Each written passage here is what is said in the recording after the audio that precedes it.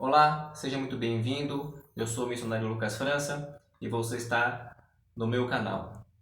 E hoje o entrevistado é ele, que é pastor, radialista e que realiza um trabalho infantil e também é um grande apoiador da obra missionária e também um mantenedor. Eu estou falando com ele, o pastor Aparecido. Seja muito bem-vindo. Muito obrigado por essa entrevista. Amém, Pastor Lucas. A paz a todos. É um prazer poder estar aqui para falar daquilo que a gente gosta, que é a obra de Deus e estarmos falando também sobre a obra missionária. Pastor, o senhor tem um trabalho muito expansivo, um trabalho muito grande, tem uma experiência de quase 40 anos de pastoreio, envolvido com muitas atividades, tanto com trabalho com crianças, jovens e crianças e até mesmo trabalhos missionários. Me fale um pouco sobre esse ministério que o senhor tem desenvolvido já há quase 40 anos. O, Conforme você bem disse, né, são em várias áreas.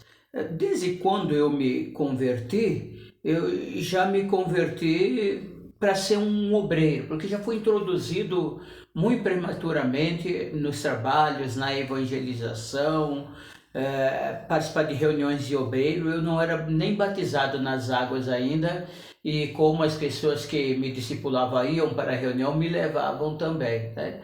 E isso, em certo sentido, nos levou a criar gosto pela obra, por fazer as coisas de Deus. E quando solteiro era, bem jovem ainda, as pessoas já comentavam: esse vai ser obreiro, esse vai ser obreiro.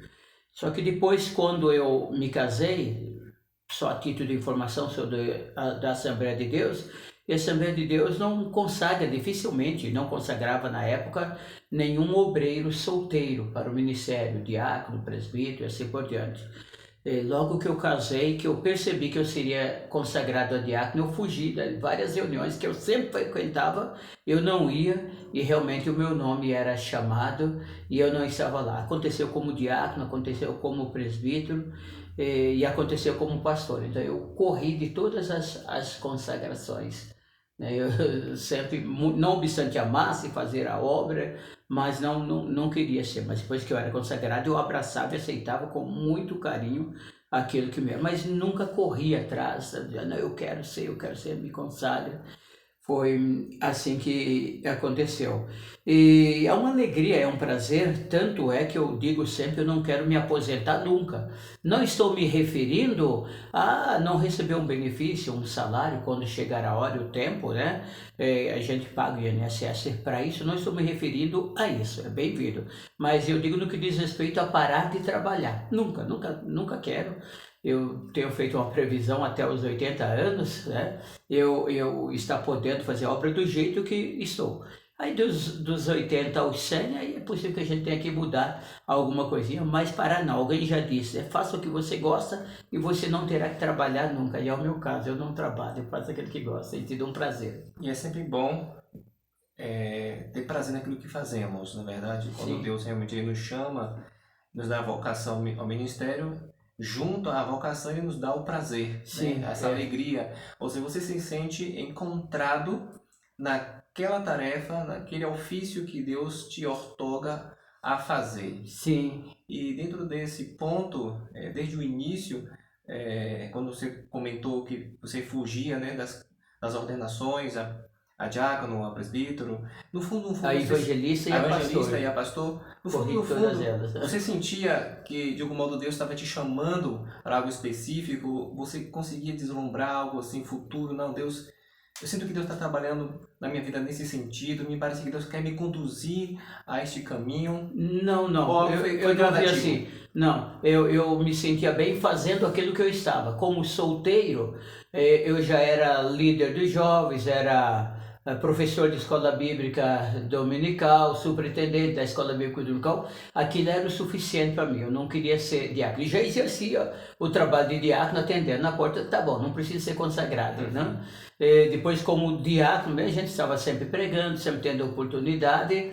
Já me senti um presbítero. Não, já tá bom, não precisa ser consagrado. Foi mais ou menos assim. E qual foi o momento que você percebeu que Deus estava já te mostrando os caminhos em que você deveria estar assumindo a posição definitiva do ministério, né? Depois de ter sido consagrado a presbítero, que eu não queria e que me chamaram meu nome 2 ou 3 vezes e eu não estava na reunião, mas de propósito, porque eu já sabia que ia ter consagração de obreiros, e eu pensei, é possível que me chame, então eu não vou. Mas em uma delas eu acabei estando e fui consagrado.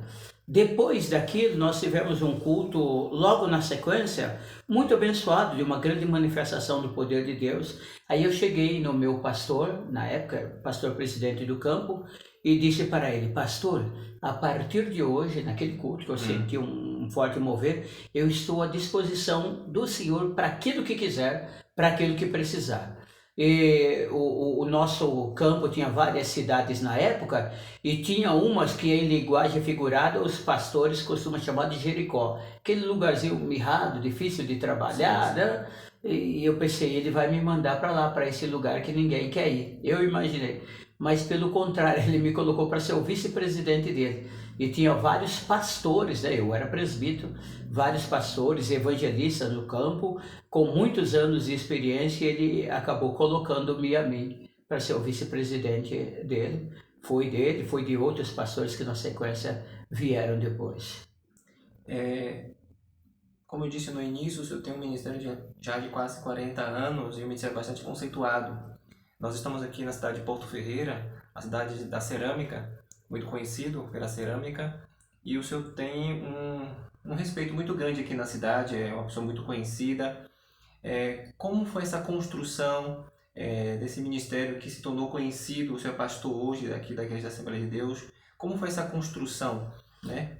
O fato de estar no mesmo local, né? A nossa cidade estava com uns 45 mil habitantes quando iniciamos, hoje já tem mais 60, 70 mil habitantes, mas está sempre no mesmo lugar, conforme você bem disse, no rádio. Eu estou no rádio há uns 25 anos, mais que isso, né? Então acaba se tornando sempre, que está no rádio, todo mundo acaba escutando, ouvindo. Em muitos momentos eu fui a única pessoa da cidade, o único pastor, o único evangélico que tinha programa no rádio, que hoje nós temos uma emissora gospel, em outro momento tivemos, mas foram fechados, deixaram de existir, e eu então ia para as rádios comerciais e comprava espaço lá. Então isso ajudou com certeza. Por outro lado, o trabalho com crianças que eu também faço em escolas, né? E houve um tempo que eu atendia festa de aniversários também, então tudo isso me levou a aproximar das pessoas. E a gente está sempre envolvido, o rádio, por exemplo, quando estamos fazendo essa gravação, eu acabo de chegar de oficializar um matrimônio. Eu conheci o noivo lá na hora, né, do evento, que eu fiquei sabendo quem ele era. E a moça veio na igreja, passou durante o dia e perguntou se eu poderia fazer. Então foi a única vez que eu vi ela, foi aquela. Possa ser até que já viu nos cruzado pela cidade em outros momentos, mas eu não havia tentado.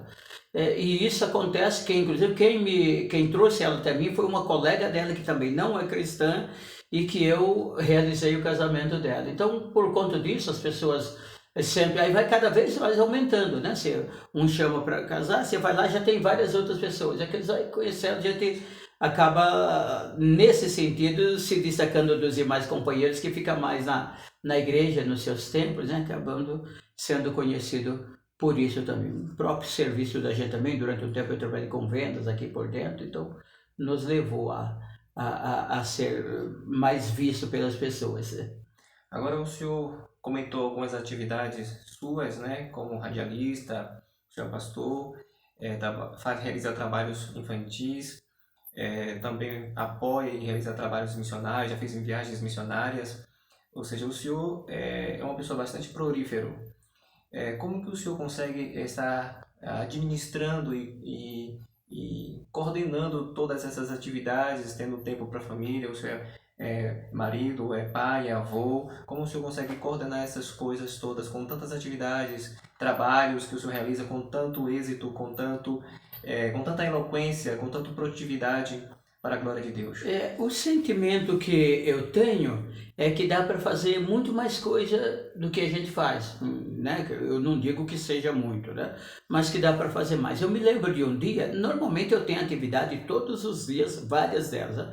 Hoje, por exemplo, ou seja, de segunda a sábado eu vou no rádio pela manhã e faço 2 horas de rádio. De segunda a sexta, das 6 às 8. E durante ao sábado, 1 horinha para cima, das 7 às 9. Pois tem durante o dia. Nesse exato momento, quando nós estamos gravando, eu estou pregando através de gravação. Das 22 às 23 horas eu tenho um programa de rádio também, gravado, a grande maioria, todos os dias. Eu me lembro de um dia, era um feriado, e naquele dia eu fiz o programa de rádio. Eu sou capelão voluntário ligado à Associação PMs e Cristo, do nosso estado, São Paulo, e então eu faço o trabalho de capelania militar, junto à Polícia Militar, junto aos bombeiros, a GCM, começamos de um tempo para cá na Polícia Civil também. Então fazemos isso, não sou só eu, tem mais companheiros que nós conseguimos trazer para juntos trabalharmos. Então eu tinha feito o programa de rádio, tinha feito o trabalho na polícia, eu fiz o trabalho em uma escola na cidade de Santa Rita do Passa Quatro, que é a 20 quilômetros daqui.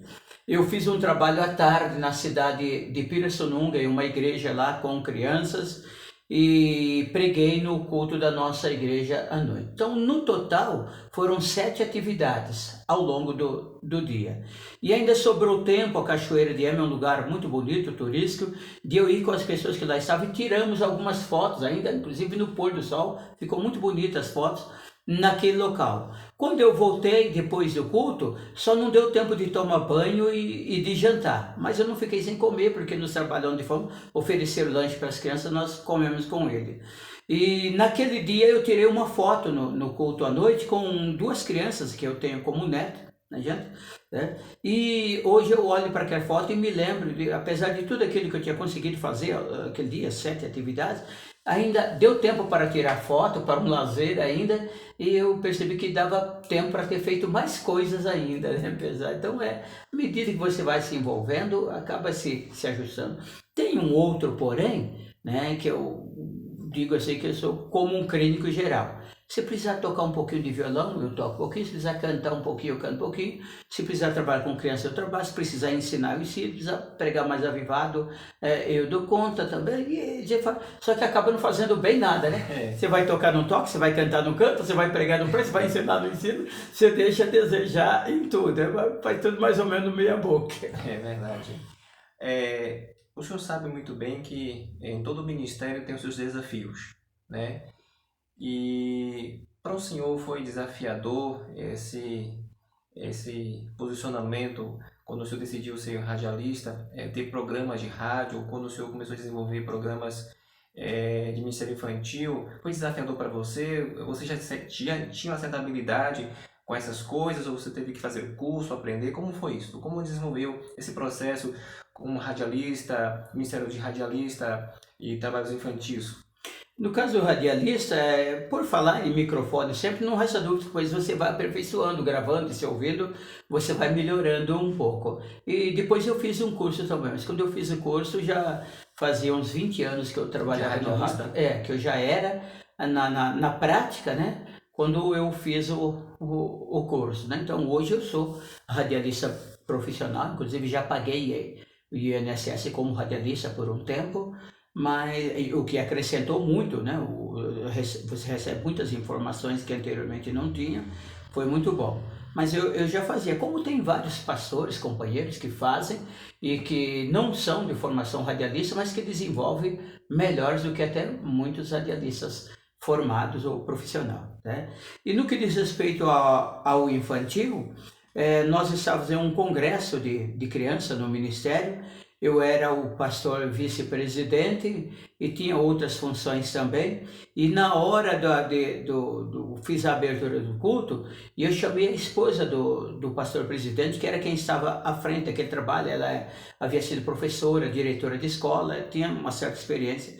E eu disse, agora vamos chamar a nossa irmã, e citei o nome dela, porque quem entende desse negócio de criança são as mulheres. E ela pegou o microfone depois de comentar, falou, olha, não é bem assim não, né? Os homens também fazem e precisam fazer. E ela era viúva, né? Havia se casado a segunda vez, e ela inclusive comentou que o primeiro marido dela fazia um trabalho com criança. E aí, a partir daquele momento, eu senti o desejo de fazer e comecei a fazer. Depois de algum tempo fazendo também, talvez uns 3 anos, aí eu procurei fazer um curso, na época de 1 ano de duração, que acrescentou muito, e lá para cá a gente está sempre fazendo, né? Tendo a oportunidade, está sempre fazendo algum curso para melhorar, para aperfeiçoar. Houve algum momento do seu ministério que você disse assim, uau, isso aqui para mim é muito difícil, você se sentiu um pouco amedrontado, um pouco inseguro, ou nunca ocorreu tal pensamento? Não, de desistir, de parar, de achar, nunca jamais. Dificuldade sim surgiu. De ver como um desafio grande? Em todas as áreas, né? Em todas as áreas, como pastor, surgiu um momento difícil, mas a gente recorria para Deus, ia até Ele, buscava ajuda, força e recebia orientação, mas em desistir, em parar, nunca jamais. Uma certa ocasião, com criança, eu parei uma semana toda de trabalhar, eu não era pastor com tempo integral, eu era auxiliar, presbítero auxiliar, para organizar uma IBF. Eu fiquei a semana toda sem trabalhar, só para cuidar daquela IBF.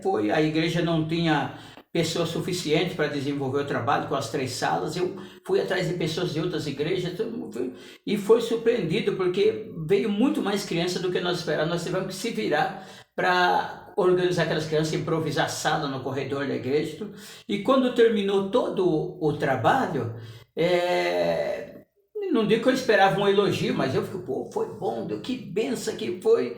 Aí o pastor, na época, eu havia cometido uma falha, eu reconheço, né, num determinado momento, quando ele estava fazendo a reunião com aqueles vários líderes que vieram de outras igrejas, ele passou perto da gente e eu não disse, olha, esse aqui é o nosso pastor, o pastor vem cá, tá? Eu não fiz isso, distraído ali. Não apresentou? Não apresentei ele, não falei, e ele se chateou com aquele, ele comentou que eu não tinha honrado ele, e eu falei assim, eu não sei se eu falei, eu pensei que eu estava andando na calçada, acho que eu não falei de forma audível. Nunca mais faço trabalho com crianças nessa igreja. Acho que eu não terminei a frase igreja e falei para mim, é mentira, eu faço assim, tantas vezes quando eu tiver a oportunidade. Hoje eu sou pastor dessa igreja, né? E nós fazemos, inclusive, nesse domingo agora, hoje é sábado, quando estamos gravando, o primeiro domingo do mês, amanhã, nós teremos culto com criança. Eu estarei pela manhã, estarei à noite, temos culto às 9 e às 19 horas, nos 2 cultos. Eu estarei participando também com os bonecos, eu manipulo os fantoches, né? Tenho vários personagens que eu tenho criado. Um deles, um dos primeiros, né? A Tita, que fala bem fininha, igual gente mulher. O Coco, que severo, um menino que é meio engraçado, que faz um monte de coisa errada. Tem também Tom, que é um caipira que proveia diferente. Tem a vovó também, né, filho? Não esquece de mim. E tem Tunga Tunga. Tunga Tunga, ele é africano. Eu estive na África, mas bem antes de eu ir para lá, eu fui em 2017. Eu já havia criado esse personagem. Ele fala um dos dialetos... Com bonecos, fantoches. Isso, Ele fala um dos dialetos da África, eu digo, mas na verdade é a língua do Ir, né? Só usa a letra I. E Lipicilte de Binkin Vicis. Olá, pessoal, tudo bem com vocês? Sempre a Tita ou o Tom interpreta eles, que tem a voz diferente.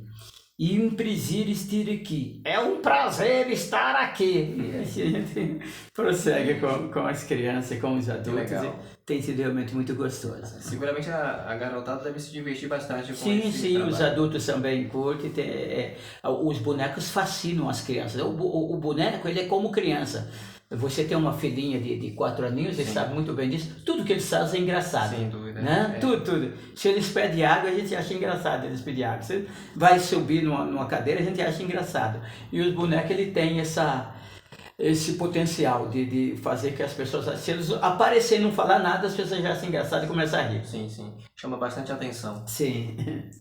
Agora, eu estou falando sobre um assunto também muito importante, que é o assunto de missões. O senhor tem sido um grande apoiador e mantenedor da obra missionária. O senhor já esteve conosco no Paraguai 2 vezes, no Peru e me parece que também na África.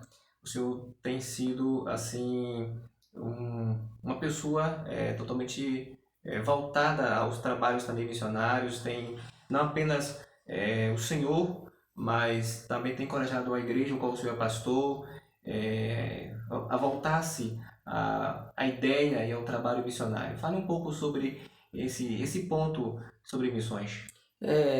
Na verdade, eu me sinto em todas as áreas da vida, aquilo que eu tenho vivido como experiência até então, que tenho tido a oportunidade de fazer, eu imagino que não é 10% do que Deus tem para mim e que eu poderia fazer. E no que diz respeito ao apoio à obra missionária, eu falo que é uma gota d'água diante de um oceano, que é a necessidade. Mas como um beija-flor, né, que foi apagar o incêndio levando água no seu biquío, nas suas asinhas, nós estamos fazendo a nossa parte.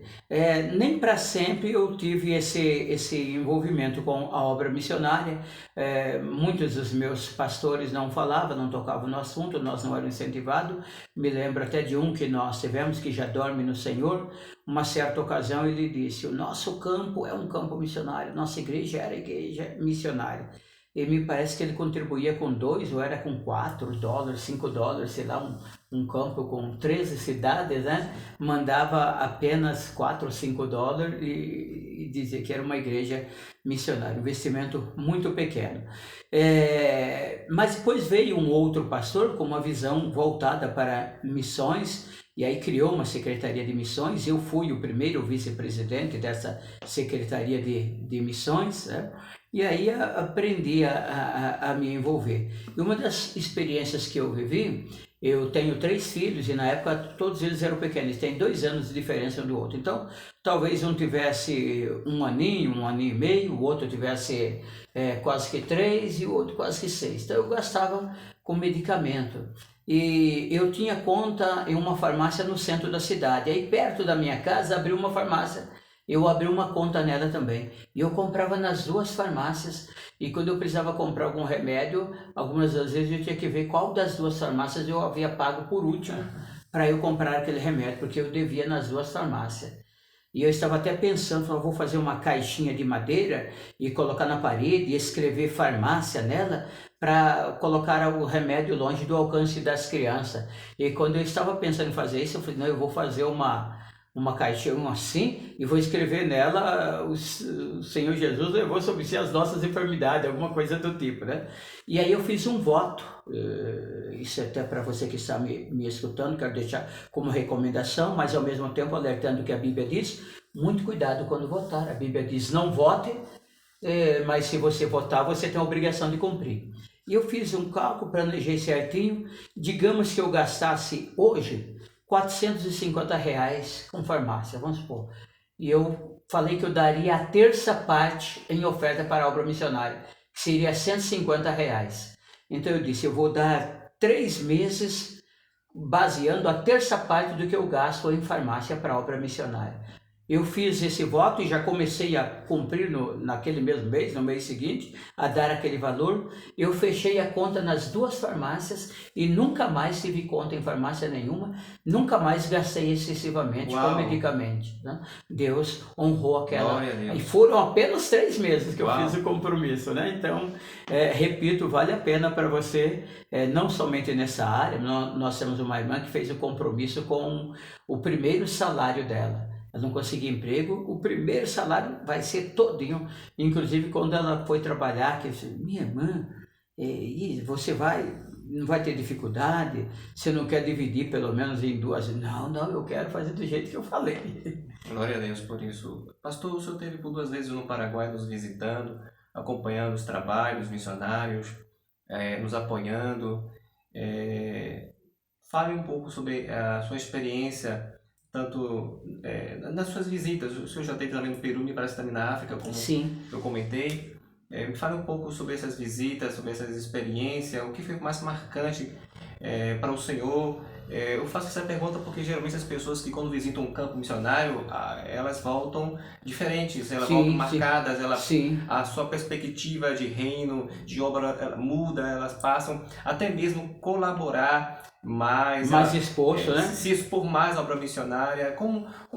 O que mais te marcou propriamente dito assim, na sua ida a um desses lugares missionários, desses campos missionários que o senhor foi? Sim, uma coisa que me chamou bastante atenção quando eu estava na África, nós estamos tanto na África do Sul, né, cuja capital é Joanesburgo, e andamos em algumas cidades em volta ali, e fomos também em Moçambique, né, África do Sul eles falam inglês, e em Moçambique eles falam o português também, mas tem outros 10 dialetos. Aliás, na África toda tem vários dialetos. E estava tendo culto em uma igreja de lata, que é feita toda, as paredes todas de lata. Inclusive o local da igreja havia sido um cemitério. Quando eles iam cavucar lá para mexer, saía ossos, encontrava ossos de pessoas. E aí eu estava em uma sala com as crianças, enquanto os adultos ficaram lá, eu fui fazer o trabalho com as crianças. Não tinha 25 crianças, se tivesse 25 crianças ali. E eu cantei uma musiquinha com eles, que eu canto por onde eu passo, e aí a professora resolveu traduzir para eles aquela musiquinha, que era poucas palavras, e aí ela teve uma grande dificuldade para decidir qual era o idioma que ela ia traduzir, porque aquelas menos de 25 crianças falavam 5 diferentes idiomas. Então tinha quem falava o inglês, tinha quem entendia um pouquinho do português, e outro que eu não me lembro qual, e vários outros dialetos dele. Então 5 diferentes idiomas. E uma outra experiência que eu vivi, essa quando eu estava no Peru, eu fui na frente da equipe uma semana com o propósito de fazer trabalho em escolas lá. Eu queria e consegui ir nas escolas. Então como eu fui antes, eu saí sozinho com o pessoal lá, nem o pastor presidente pôde me acompanhar, o que nos levou, que nos recebeu na cidade de Tintia. E o Peru, a cidade de Tinta, ela foi devastada em 2007 por um grande terremoto. E o governo deu terras para aquelas pessoas reconstruir a sua vida, construir outras casas. Então, não só aqueles que tinham perdido, mas muitos outros vieram de fora, desceram das montanhas. Então, tem aqueles loteamentos muito grandes, mas muito carentes. Não tem água encanada, não tem energia, asfalto, nada. As casas são feitas de esteira, né? Dessas que usam em alguns lugares para deitar nela. É feito daquelas esteiras, se colocar o dedo assim, ele passa para dentro da casa, ou mesmo eles colocam no telhado, porque naquela região não chove, é deserto. Tipo de palha, né? Isso, então eles colocam aquilo como telhado também, porque não chove, só para proteger do sol. E aí eu fui num lugar muito carente desse pregar, não tinha mais do que 10 pessoas em volta da gente ali, no escuro, era de noite, não dava para ver, talvez tivesse mais umas pessoas. E aí eu até mudei, como você disse, né, em sermão, eu levei um sermão preparado, então eu cheguei lá que eu falar isso aqui para essas pessoas. Aí eu me lembrei, não sei se você já ouviu falar de um tal cego de Jericó que tem na Bíblia, e eu falei sobre esse assunto, né? E como a maioria dos pregadores faz, eu fiz no final como aplicação. O que você quer que Jesus faça por você? Eu quero orar por você. E dentre aquelas pessoas veio a Mônica, uma peruana típica, ela é bem clarinha, os peruanos é bem moreno, descendente de índio. E essa experiência foi no Peru? No Peru.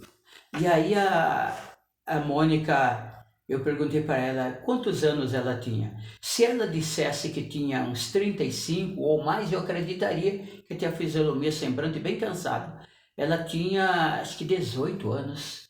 Era bem novinha. Uau. E ela tinha uma criança perto dela, porque é sua filha, antes de perguntar a idade, né? Eu falei assim, quantos filhos você tem? Só tinha aquela. Se ela falasse que tinha 5, eu acreditaria, repito, por causa do semblante. Depois que ela falou a idade dela, me parece que era 17 anos.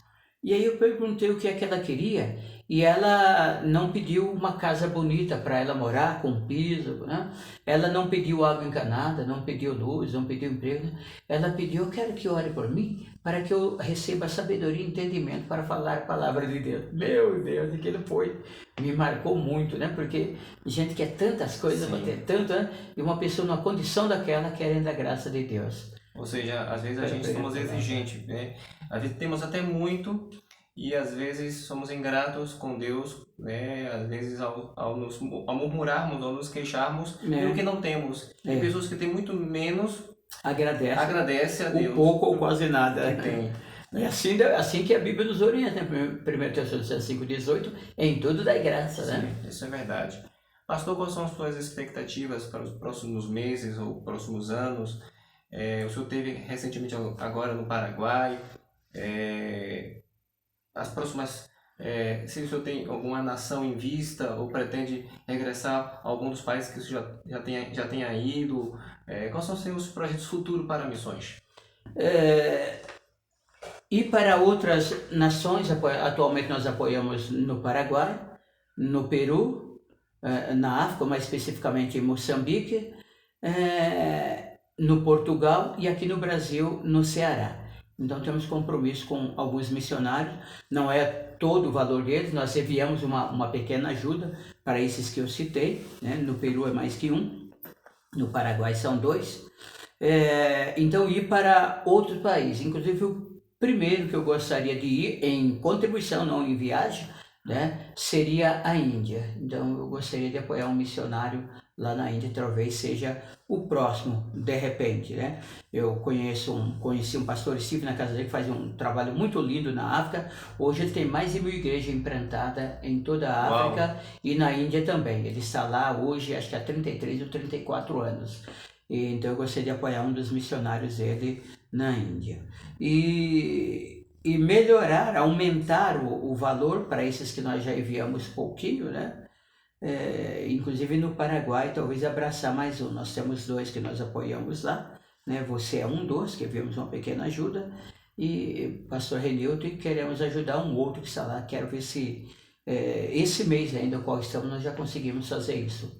Né, levantar pessoas que nos ajudem a ajudá-los, que é assim que nós fazemos, como se diz, prestamos educação, cortesia com o chapéu dos outros. Oxalá, pastor, que houvesse outros pastores assim como o senhor, a igreja aqui de Porto Ferreira, que tivesse essa mesma visão que o senhor tem de reino, de unidade, para estar investindo na obra do Senhor. Oxalá que houvesse muitos outros com essa mesma visão, né? Que é uma visão muito bonita, de reino, de unidade, que o senhor tem, e a igreja aqui que o senhor pastoreia em Porto Ferreira também. É algo muito assim louvável e admirável, esse sentimento de liberdade, né? De servir com liberdade, sem desprendimento à obra do Senhor. E eu glorifico a Deus pela tua vida, e a igreja aqui que o senhor pastoreia, por essa atitude, né? Ao reino de Deus. E nós estamos chegando aqui já ao final da nossa entrevista, e muitos que nos acompanham são aspirantes de missões, estão se preparando para ir ao campo missionário, muitos estão nos seminários estudando, se preparando, outros são nossos colaboradores que nos acompanham também. Qual seria a palavra assim de conselho que o senhor daria a esses aspirantes que estão iniciando agora o seu ministério, estão estudando e têm em vista o campo missionário? Quais são os conselhos, assim, em poucas palavras, que o senhor daria a eles? Sim. Antes, dentro da pergunta última que você havia feito, né, quais são as suas perspectivas? Então, em missões seriam essas que eu citei, mas nós estamos também com um grande desafio, que é ter o nosso terreno próprio, construir o nosso templo. Nós até temos na cidade aqui 2 terrenos, né, que nos foi oferecido, mas que não atende à expectativa do que nós precisamos. Já quase adquirimos um terreno, na última hora a pessoa mudou a metragem, pulou para trás do negócio. Então esse é um grande desafio que nós precisamos urgentemente cumprir, realizar. E voltando àqueles que fazem a obra, eu acho impressionante, porque quase que sempre não encontra quem quer fazer. E cada vez menos aqui no Brasil, infelizmente, né? Quando eu me converti, era comum os jovens ter desejo de ser pastor, mas atualmente os jovens querem ser tudo, menos pastor. Você dificilmente ouve um jovem dizendo eu quero ser pastor, né? Ele tem um pensamento para a vida profissional e nem paralelo àquilo, porque pode ser um médico e ser um pastor de repente, né? Não com tempo integral, mas nem isso nós temos visto. Então é difícil quem se dispõe aí. E depois, quando alguém se dispõe, ainda tem alguns outros porém, né? Um deles é que quando chega lá, no caso do missionário, ele vai descobrir que não é aquilo que ele queria, ou que ele não estava preparado para aquilo. Quantos vão e retornam e voltam, e que não dá certo. Ainda tem esse lado. Outros vão, mas uma aventura, por uma emoção, e a emoção murcha, esfria, né? E acaba, e aí ele tem que voltar também. E quando finalmente encontra alguém que dá certo, que vai, aí não tem quem apoie, não tem quem ajuda. Direto nós lidamos com essa situação. Ouço pastores, depois que a gente pega uma certa intimidade, aí eles se abriram. Olha, nós temos passado muita dificuldade aqui no campo por falta de apoio, por falta de ajuda. Infelizmente, já é visto que a igreja brasileira, na grande maioria, gasta mais com lanche, com refrigerante, com sorvete, do que com a obra de Deus, inclusive a obra missionária. Mas para aquele que vai fazer a obra, em todos os sentidos e áreas, e principalmente os missionários, eu tenho comigo sempre as palavras de Paulo, quando aos Colossenses capítulo 3, a partir do versículo 20, ele dá uma orientação para os escravos. A palavra servo ali está se referindo a servo escravo. E diz, vocês escravos, dê o melhor de vocês para o seu Senhor. Vocês trabalham para Ele como se estivesse trabalhando para Deus. Ou seja, se você vai carpir a lavoura, não corte nenhum pé de planta e não deixe nenhum mato para trás. Se você vai cuidar do animal do seu Senhor, cuide do animal do seu Senhor como se estivesse cuidando de um animal seu. Faça como se estivesse fazendo para Deus. E esse escravo ali referido, ele havia sido comprado por um preço, arrancado do seu lugar de origem, tirado da sua família, não recebia salário, talvez era um alimento de segunda categoria, um lugar mau para dormir, se não produzisse apanhava, e Paulo disse que eles deviam trabalhar dessa maneira. Agora imagina nós que não somos obrigados, escolhemos, decidimos aceitar, e o nosso Deus é o nosso patrão, como nós devemos fazer com muita aplicação, com muito carinho, com muita dedicação. Eu tenho muita preocupação com isso como pastor, porque a igreja está trabalhando, a igreja está... Os irmãos estão assentando tijolos, estão alguns até na lavoura, trabalhando por toda parte e mandando os recursos para a igreja para me manter. E agora eu vou ficar aí tranquilo e não vou condizer com a ajuda dos irmãos, com o aluguel que eles pagam para eu morar, com o carro que eles mantêm para eu dirigir e tudo mais. Que Deus me guarde e que Deus guarde cada um. Nós possamos fazer com todo amor e dedicação, ainda que não seja reconhecido pelas pessoas, não tem problema, Deus reconhece, é para Ele que vamos fazer. E as diversidades irão surgir, com certeza. Todos nós, em um momento ou em outro, vamos experimentar em todas as áreas da nossa vida. E no ministério não será diferente. Mas acreditando, confiando em Deus, você vai romper, vai vencer. E no dia e na hora certa nós vamos receber o galardão. O que não é aqui, o pagamento. Já é gratificante. Eu acho muito gratificante poder fazer a obra de Deus. Já é um pagamento em certo sentido. Mas o pagamento vem de fato do Senhor. Não é aquilo que a gente recebe da mão do tesoureiro a cada mês. Glória a Deus. Pastor Aparecido, muito obrigado por essa entrevista. Eu que agradeço, é um prazer, Pastor Lucas. Para mim foi um prazer essa semana que tivemos aqui em Porto Ferreira com o Senhor, podendo compartilhar a palavra de Deus. Temos momentos de conversa, diálogo e troca de experiência. Que Deus te abençoe poderosamente, ao Senhor, teu ministério, tua família, em nome de Jesus. E ele tem feito isso. Inclusive, Lucas, eu estou esperando você, a Thaline. Hoje até nós temos uma outra casa anexa que eu moro e vocês estão dormindo lá, né? Mas você é o primeiro que acontece isso, porque todos os demais têm ficado dentro de casa mesmo. Eu acho que para vocês é mais confortável poder ficar mais à vontade num espaço à parte, né? E vem aqui para almoçar, para jantar, para tomar café com a gente. Mas a minha esposa trabalha, professora, então eu fico em casa, nós acabamos de jantar. Sim. E foi eu quem preparei a janta para vocês, sim, né? Às vezes eu preparo o café da manhã e o almoço também. Então isso, às vezes depende um pouquinho da gente, exige um pouquinho. E o primeiro missionário que eu fui receber, ele veio da África. E ele veio para ficar, acho que 10 ou 15 dias comigo, na época. E eu fui num restaurante, falei, você tem um restaurante aí, você poderia doar uma semana de almoço para ele? Fui no outro, e ele, eu ajudo, uma semana, pode vir aqui vocês dois almoçar. Nós só fomos um dia só, né? Porque todos eles eu Sim. consegui atender em casa, e apesar dessa aparente dificuldade, porque eu digo para você, se você tivesse que receber uma pessoa, um casal ou uma que fosse na sua casa para ficar 10 dias, você iria se preocupar, e como é que eu vou cuidar, e a minha vida, isso aqui.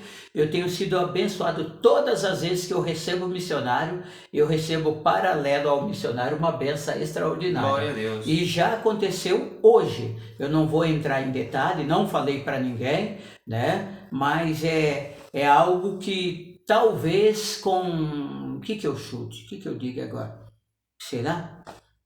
400 mil reais eu não conseguiria, né? E hoje essa pessoa anunciou essa benção e colocou, tá aí, que você acha? Você vai querer, vai pegar? Então é impressionante. Todas as vezes acontece. Eu tenho aí um carro que eu ganhei, eu tenho uma Kombi que eu ganhei, e eu já tenho outros 2 carros, então eu estou com 4 agora. Seja, e é tudo fruto dessas ações. Ou seja, Deus não deve nada a ninguém. Não, né? Para os que nos acompanham, nós estamos aqui em Porto Ferreira, nós estamos hospedados aqui na casa do pastor Aparecido. Nós viemos aqui para agradecer aos irmãos de Porto Ferreira, porque eles são um dos nossos mantenedores, e durante um bom tempo eles têm segurado a corda, não têm desistido de nós, mas têm acreditado na nossa chamada. E aprove a Deus nos conceder a oportunidade de estarmos aqui em São Paulo, em Porto Ferreira, e nos dá esse privilégio de agradecer pessoalmente ao pastor Aparecido e a sua igreja, o qual ele é pastor, durante esse tempo que ele tem nos apoiado na Missão Paraguai. E tivemos assim o privilégio de estarmos hospedados aqui, jantar com ele, com sua família, almoçar juntos, sairmos juntos. Foi uma semana de muita bênção e de muita alegria estar compartilhando esses momentos com o pastor Aparecido, com sua família. Eu e minha esposa e minha filha, nós agradecemos o Senhor, a recepção. A alegria é nossa, o prazer é nosso, a bênção é nossa. Toda essa alegria e esse prazer que o Senhor nos proporcionou durante essa semana.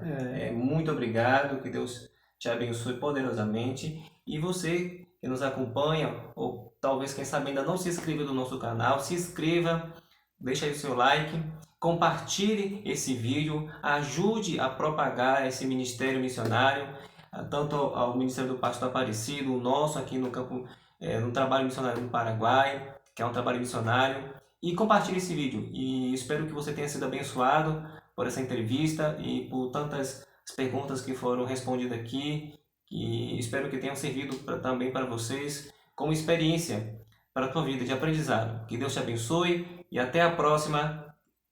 Amém.